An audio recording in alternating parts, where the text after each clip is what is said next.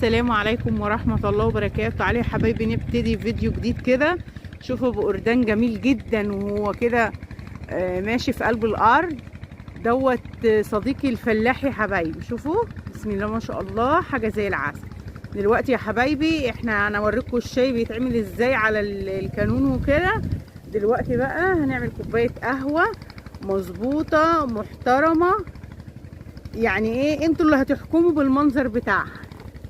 اعمل لكم الزوم بس عشان ايه تشوفوا ابو قردان. بصوا يا حبايبي اهو،